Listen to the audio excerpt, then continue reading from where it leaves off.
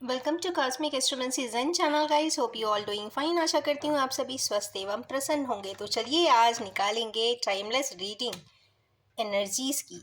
देखते हैं क्या क्या एनर्जीज आती है हमारे व्यूअर्स के लिए। क्या बात है, येलो कलर की भरमार होती जा रही है। Means yellow vibration is on top. Abundance की एनर्जीज है, कॉन्फ्लिक्ट की एनर्जीज भी है, पेज ऑफ वांड्स भी आ गए हैं, जजमेंट भी आ गया। Now I need to put on hold. चलिए, सबसे पहला कार्ड है यहाँ पे। हमारे किन्हीं व्यूअर्स कहीं से आते हुए दिखाई दे रहे हैं या फिर कहीं जाते हुए भी दिखाई दे रहे हैं।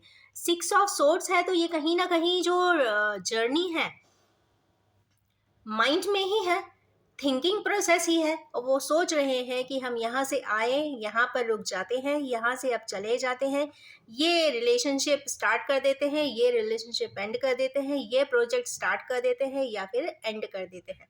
दोनों ही तरफ से ये स्विंग हो रहा है और ये किसी न किसी प्रकार से माइंडसेट में तो है कि अब यहाँ से बोरिया बिस्तर बांध के किसी दूसरी ही स्थान पे जाना है। अब स्थान का मतलब ये नहीं है कि one place to another place, but ये हो सकता है कि one person to another person, one relationship to another relationship, one business to another business. चलिए निकालेंगे हमारे व्यूअर्स की सेकेंड एनर्जी। भाई ये तो बहुत मिसिंग एनर्जी है हमारे के व्यूअर्स। 9 ऑफ कप्स की एनर्जीज में है, कहीं ना कहीं इमोशनली काफ़ी इम्बैलेंस पाते हैं। एक एनर्जी की शॉर्टेज हो सकती है या फिर एक पर्सन की या एक इमोशनल वाइब्रेशन की यहाँ पे बहुत स्ट्रांगली कमी दिख रही है। Missing energy, powerful in missing energies को कहते हैं। अगर इनका 1 कप कंप्लीट हो जाए तो इनकी लाइफ में किसी प्रकार की कोई कमी नहीं होनी चाहिए। नेक्स्ट देखते हैं चैरियट। ये हैवी मूवमेंट का कार्ड है गाइस। जब भी आता है हमारे व्यूअर्स की लाइफ में बहुत तेज से मूवमेंट्स होते हैं। ये किसी भी फ्रेम में हो सकते हैं, किसी भी सिचुएशन में हो सकते हैं। और यहाँ पे मूवमेंट होगा, ट्रैवल जर्नीज होंगी, या फिर आप लॉन्ग जर्नी पे जाएंगे, या फिर आप ईस्ट एंड वेस्ट की जर्नी में, अगर आप ईस्ट में रहते हैं तो आप वेस्ट की तरफ जाएंगे, अगर आप नॉर्थ में रहते हैं तो साउथ जाएंगे, एंड वाइस वर्सा। कहीं ना कहीं काफी लंबा शिफ्ट भी दिखाई देता है। अब ये जरूरी नहीं कि आपकी मूवमेंट ही हो, पर ये मेंटल फ्रेम में भी बहुत बड़ा मूवमेंट शो करती है। आप फैसला ले लेते हैं कि अब इधर नहीं रहना है, मुझे उधर ही रहना है, अब मुझे ये नहीं करना है, अब मुझे वो ही करना है। ये स्ट्रॉन्ग बैलेंसिंग का कार्ड है, स्ट्रॉन्ग हैवी मूवमेंट का कार्ड है। चूंकि it is complemented by judgement here, तो कहीं ना कहीं किसी प्रकार के हैवी जजमेंट की भी बात हो रही है। अब जरूरी नहीं ये जजमेंट वर्ड आए तो हम जज भी हो सामने। तो यहाँ पे एक इंसान के लिए सबसे बड़ा जजमेंट ऊपर वाला या डिवाइन फोर्सेस होती है। चाहे कोई भी सिनेरियो आपको ऐसे सिनेरियो में लाके रख देती है कि आपको कहते ना वो स्टेप उठाना ही पड़ता है। तो कहीं ना कहीं उस प्रकार की कुछ इनफ्लो ऑफ एनर्जी का हैवी मूवमेंट यहाँ पे दिखाई 100% दे रहा है। तो हमारे व्यूअर्स की लाइफ में बहुत ज़्यादा जजमेंटल कुछ कंडीशनल सेटअप है जिसको वो आगे करते हुए दिखाई दे रहे हैं। नेक्स्ट है उसके बाद पार्टी। इसका मतलब है जजमेंट जो भी होगा वो आपकी मर्जी के मुताबिक होगा, जैसा आप चाहेंगे करेंगे, और उसके लिए वो पार्टी भी करते हुए दिखाई दे रहा है।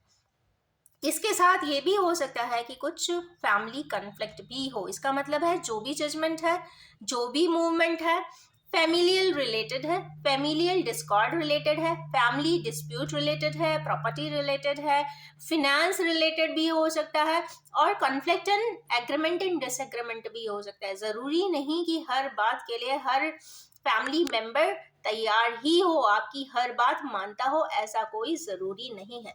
अक्सर सभी इंसान की अपनी एक व्यू होता है, वो अपने व्यू के लिए चलता है, आगे बढ़ता है।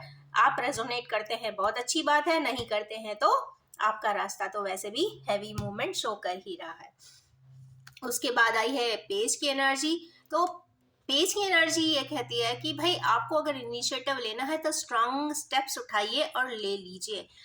कॉन्फ्लिक्ट में पड़ेंगे तो आगे बढ़ नहीं सकेंगे। ये बात तय है कि जब भी आप किसी हैवी मेंटल कॉन्फ्लिक्ट में पड़ते हैं, कई बार कुछ मेंटल कॉन्फ्लिक्ट इतने बड़े होते हैं कि सालों साल चलते हैं, क्योंकि रास्ता ही नहीं है, ब्लॉकेज है। तो वो पैटर्न को ही ब्रेक कर दीजिए।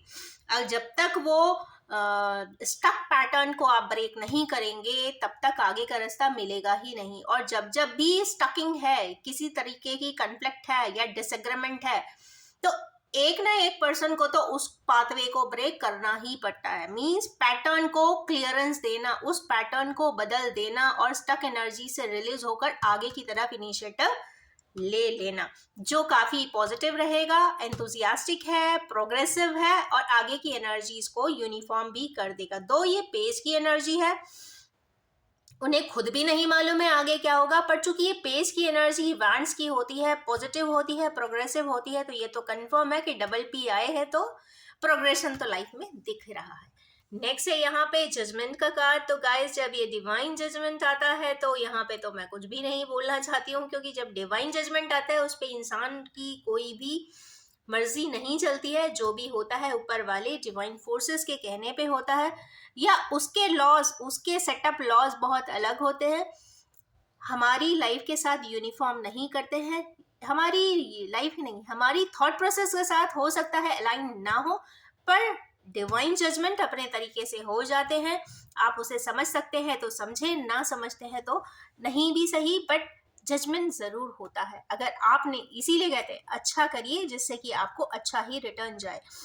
अनजाने में जो हुआ है that is a different issue, but हाँ, अगर आप नोइंगली, इंटेंशनली, फोर्सिबली किसी को जरूरत से ज्यादा परेशान करते हैं, थ्रैश में रखते हैं, कॉम्प्लिकेट करते हैं, कॉम्प्लेक्सेस लाते हैं, चाहे किसी भी माध्यम से हो, फिजिकली हो, इमोशनली हो, लोअर एनर्जीज के थ्रू हो, हायर एनर्जीज के थ्रू हो, कहने का मतलब है प्रोसेस, टूल कुछ भी लगाया हो, बट अगर आपने अच्छा किया है तो अच्छा ही होगा।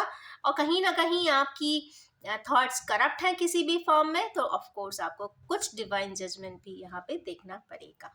कुछ इस प्रकार की आज की हैवी रीडिंग है। हैवी एनर्जीज के साथ मैं इस रीडिंग को एंड करना चाहूंगी, और ये भी कहना चाहूंगी कि general, collective, timeless and gender free reading है। जब भी आपके सामने आएगी कुछ ना कुछ जरूर रेजोनेट कर देने वाली है। Wish you all have a most judgemental day.